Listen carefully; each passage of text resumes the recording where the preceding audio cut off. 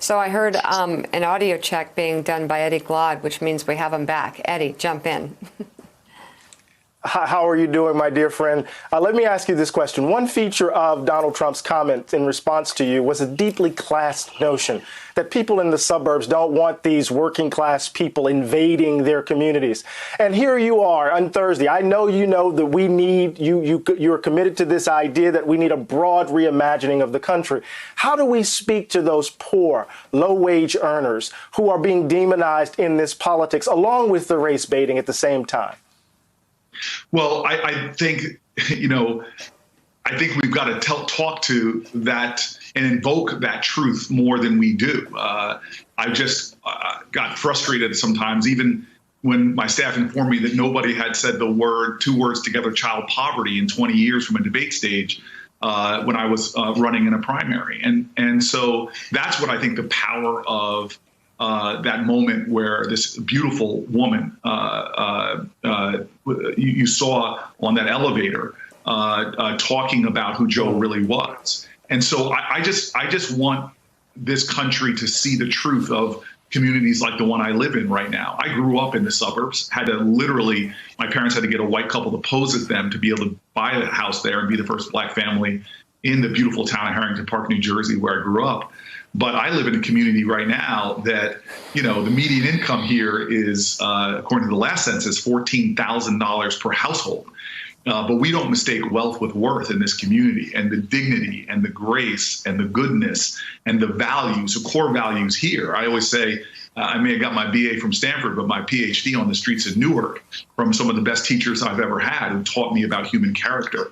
And so I think that the wholly immoral, the obscenity that I have people in my neighborhood who work full-time jobs, work longer hours than my parents. My parents worked hard, but they still have to use food stamps or SNAP payments to pay to afford food for their families. We live in a broken economy that does not represent the ideals we tell ourselves about this economy.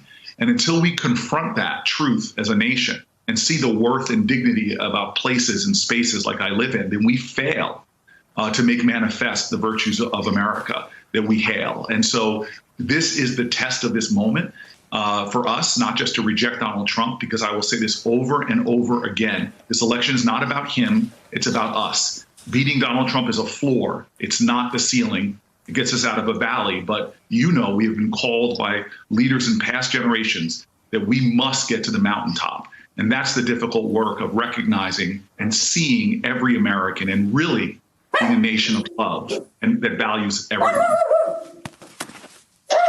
Sounds like we have an extra guest on the show right now, Senator Booker. There's a lot of Jersey, a lot of dogs. There's a lot going on right now. We love it.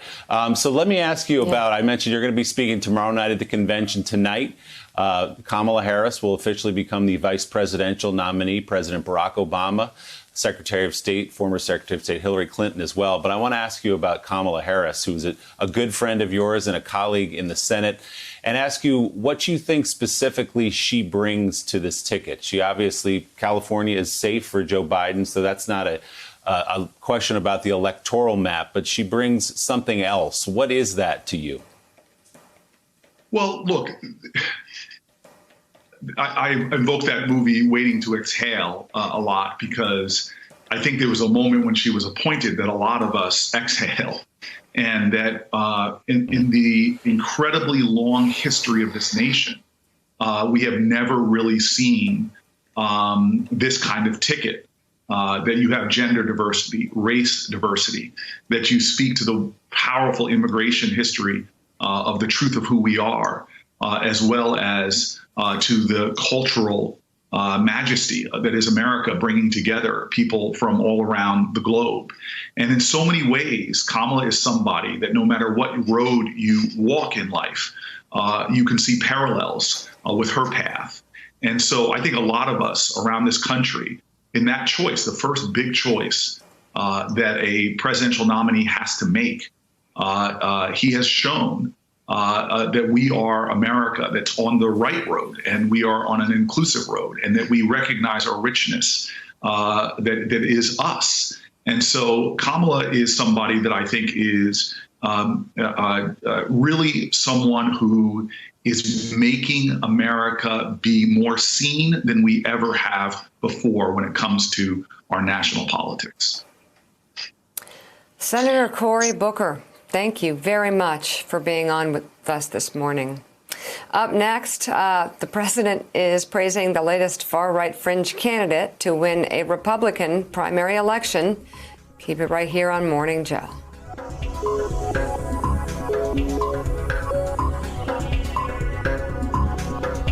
Thanks for checking out MSNBC on YouTube, and make sure you subscribe to stay up to date on the day's biggest stories. And you can click on any of the videos around us to watch more from Morning Joe and MSNBC. Thanks so much for watching.